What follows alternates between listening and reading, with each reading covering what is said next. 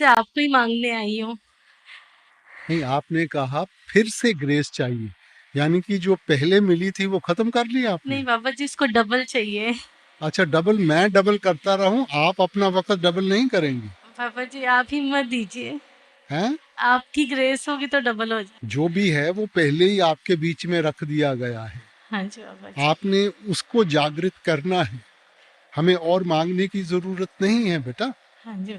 मालिक ने बहुत कुछ दिया है, हाँ जी बाबा। सिर्फ उसका एहसास चाहिए हमें। हाँ जी। एहसास होगा, अपने आप सब कुछ हो जाएगा। हाँ जी बाबा। इसीलिए भजन सिमरन करने के लिए बार बार बोला जाता है कि हमें उस चीज का एहसास हो जाए।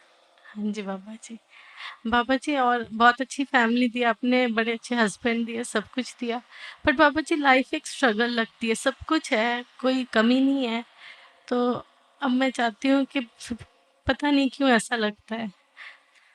हम सोचते हैं कि किसी के पास दौलत हो वो ज़्यादा सुखी होगा, किसी के पास अच्छे रिश्ते हों, किसी के पास प्रॉपर्टी हो।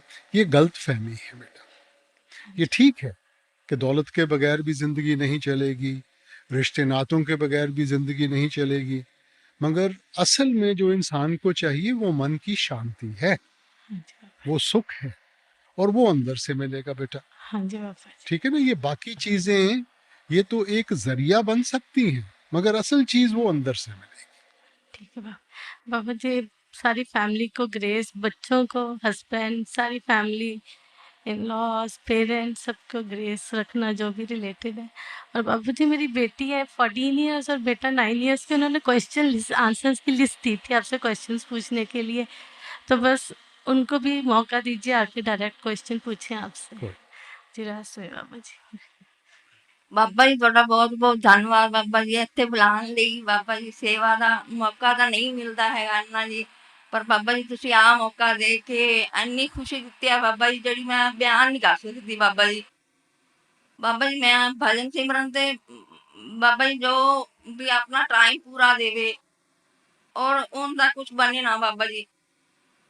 ਆਪਾਂ ਕੀ ਬਣਾਣਾ ਹੈ ਬੀਬਾ? ਬਾਬਾ ਜੀ ਵੀ ਤੁਸੀਂ ਸਾਰੇ ਮੈਨੂੰ ਪੁੱਛਦੇ ਹੋ ਕਿ ਨਹੀਂ ਬਣਦਾ ਨਹੀਂ ਬਣਦਾ, ਮੈਨੂੰ ਤਾਂ ਹਾਲੇ ਤੱਕ ਇਹ ਨਹੀਂ ਸਮਝ ਆਈ ਕਿ ਤੁਸੀਂ ਬਣਾਣਾ ਕੀ ਹੈ। ਬਾਬਾ ਜੀ ਆਪਾਂ ਸਰੂਪ ਬੇਟਾ ਹੀ ਨਹੀਂ, ਭਜਨ ਸਿਮਰਨ ਕਰਨਾ ਹੈ ਮਹਾਰਾਜ ਜੀ ਦਾ ਹੁਕਮ ਮੰਨ ਕੇ।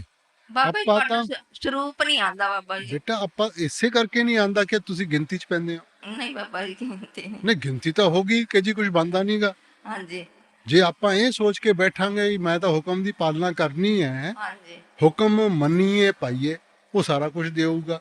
ਗਿਣਤੀ ਕਰੋਗੇ ਤਾਂ ਤੁਹਾਡੀ ਕਰਨੀ ਦਾ ਮਿਲੂਗਾ, ਸਾਡੀ ਕਰਨੀ ਕਦੇ ਨਹੀਂ ਹੋ ਨਹੀਂ ਸਕਦੀ। ਗਿਣਤੀ ਨਾ ਕਰੋ, ਬਸ ਬਾਬਾ ਜੀ ਕਹੋ ਕਿ ਜੀ ਮੈਂ ਤਾਂ ਹੁਕਮ ਦੀ ਪਾਲਣਾ ਕਰਨੀ ਹੈ, ਬਸ। ਉਹਦੇ ਏਵਜ਼ ਵਿੱਚ ਮੰਗਣਾ ਨਹੀਂ ਕੁਛ। ਠੀਕ ਬਾਬਾ ਜੀ, ਤੁਸੀਂ ਦੇ ਵੀ ਦਿੰਦੇ ਹੋ, ਚਾਹੇ ਸੁਪਨੇ ਚ ਆ ਕੇ, ਚਾਹੇ ਕਿਵੇਂ ਦਿੰਦੇ ਹੋ, ਦੇ ਵੀ ਦਿੰਦੇ ਹੋ ਬਾਬਾ ਜੀ। ਪਰ ਐ ਹੁੰਦਾ ਵੀ ਭਜਨ ਸਿਮਰਨ ਵਿੱਚ ਵੀ ਕਹਿੰਦੇ ਆ ਵੀ ਉਹ ਕੁਛ ਅੱਖਾਂ ਨਹੀਂ ਵੀ ਕੱਢ ਮੰਗਣਾ, ਦੋ, ਜੋ ਗੁਰੂ ਨੂੰ ਨਹੀਂ ਦੇਖ ਸਕਦੀਆਂ ਉਹ ਉਹ ਅੱਖਾਂ ਵੀ ਕੁਛ ਕੱਢ ਦੋ। ਕੁਛ ਨਹੀਂ ਮੰਗਣਾ ਕੁਛ ਨਹੀਂ ਬਾਬਾ ਜੀ ਨੂੰ ਨਹੀਂ ਮੰਗਣਾ ਹੈਗਾ ਜੀ, ਹੈ। ਤੁਹਾਨੂੰ ਕੀ ਮੰਗ ਸਕਦੇ ਬਾਬਾ ਜੀ। ਵੈਸੇ ਤਾਂ ਮੰਗ ਹੋਣੀ ਨਹੀਂ ਚਾਹੀਦੀ, ਤਾਂ ਹੀ ਤਾਂ ਨਿਸ਼ਕਾਮ ਹੋਊਗਾ। ਬਾਬਾ ਜੀ ਸਾਰੇ ਕਹਿੰਦੇ ਗੁਰੂ ਮੋਹੇ ਆਪਣਾ ਰੂਪ ਦਿਖਾਓ, ਗੁਰੂ ਮੋਹੇ ਆਪਣਾ ਰੂਪ ਦਿਖਾਓ। ਪਰ ਫਿਰ ਰੂਪ ਹੀ ਮਿਲੂਗਾ, ਹੋਰ ਕੁਝ ਨਹੀਂ ਮਿਲਣ ਲੱਗਿਆ। ਹਾਂਜੀ ਜਦੋਂ ਤੁਸੀਂ ਮੂੰਹ ਖੋਲੋਗੇ, ਜੋ ਹਾਂਜੀ ਮੰਗੋਗੇ ਉਸੇ ਤੱਕ ਸੀਮਤ ਰਹਿ ਗਏ ਨਾ ਆਪਾਂ। ਜਦੋਂ ਉਹ ਸਾਰਾ ਕੁਝ ਦੇਣ ਨੂੰ ਤਿਆਰ ਹੈਗਾ, ਹਾਂਜੀ ਆਪਾਂ ਕਿਉਂ ਦਾਇਰਾ ਛੋਟਾ ਕਰਦੇ ਹਾਂ ਬੇਟਾ? ਆਪਾਂ ਨਹੀਂ ਹਾਂਜੀ ਮੰਗਣਾ, ਆਪਾਂ ਕਹਿਣਾ ਜੋ ਤਿਸ ਭਾਵੇ। ਕਿ ਬਾਬਾ ਜੀ ਤੁਸੀਂ ਜੋ ਵੀ ਦਿੱਤਾ ਹੈ ਬਾਬਾ ਜੀ, ਬਹੁਤ ਕੁਛ ਦਿੱਤਾ ਹੈਗਾ। ਤੁਹਾਡਾ ਬਹੁਤ ਬਹੁਤ ਧੰਨਵਾਦ ਬਾਬਾ ਜੀ, ਕਦੇ ਸੋਚਿਆ ਨਹੀਂ ਸੀ, ਸੁਪਨੇ 'ਚ ਵੀ ਨਹੀਂ ਸੋਚਿਆ ਸੀ ਕਦੇ ਬਾਬਾ ਜੀ ਤੁਸੀਂ ਇਹੋ ਜਿਹਾ ਮੌਕਾ ਦਿਓਗੇ ਸਾਨੂੰ। ਬਾਬਾ ਜੀ ਤੁਸੀਂ ਸਾਰਾ ਕੁਝ ਲਿਆ ਕੇ ਸਾਹਮਣੇ ਰੱਖਦਾ, ਅੱਜ ਤਾਂ ਇੰਨੀ ਖੁਸ਼ੀ ਦੇ ਦਿੱਤੀ ਨਾ, ਅੱਜ ਇੰਨੀ ਖੁਸ਼ੀ ਮੇਰੇ ਮਨ ਵਿੱਚ ਸਮਾ ਨਹੀਂ ਰਹੀ ਬਾਬਾ ਜੀ, ਬਿਆਨ ਨਹੀਂ ਕਰ ਸਕਦੀ ਇਸ ਖੁਸ਼ੀ ਨੂੰ। ਬਾਬਾ ਜੀ ਤੁਹਾਡਾ ਬਹੁਤ ਬਹੁਤ ਧੰਨਵਾਦ।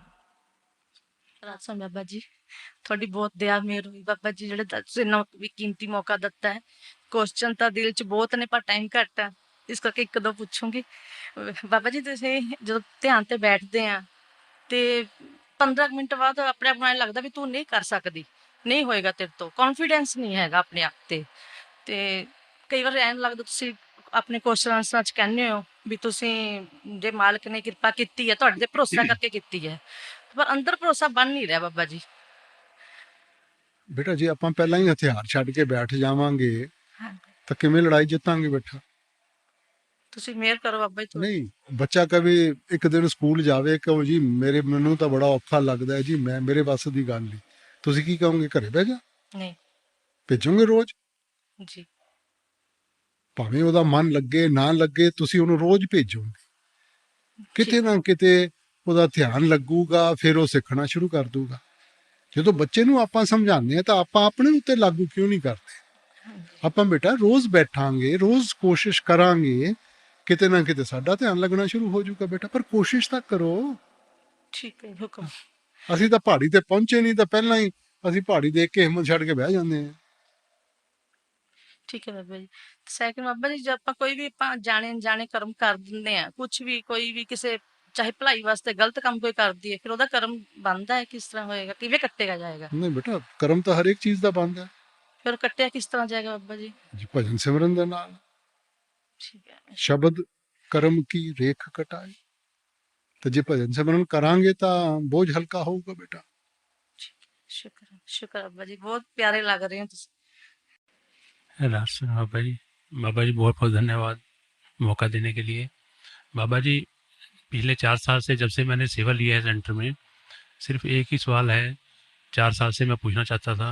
मैं ब्याज का काम करता हूँ जी, फाइनेंस का काम है मेरा, लेकिन कोशिश करता हूँ किसी के साथ गलत ना करूँ, लेकिन सत्संगी और आम लोग ये कहते हैं कि आप तो बहुत गलत काम करते हो, आपका एंड बहुत माड़ा होगा, ये होगा। क्या बाबा जी ब्याज का काम करना गलत है?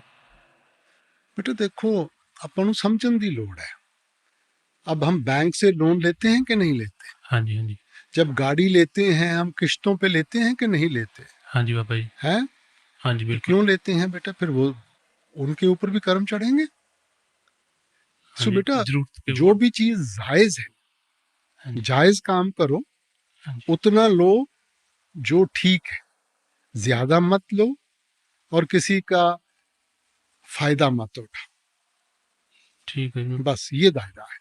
ठीक है। सेकंड क्वेश्चन बाबा जी ये है कि मैं आपकी दया से, जब से आपने एक बार सत्संग में कहा था कि चाहे 1 मिनट बैठो, बैठो जरूर, उससे ऐसा हुआ कि आपने इतनी दया की कि 2.5 घंटे पूरे होने लगे।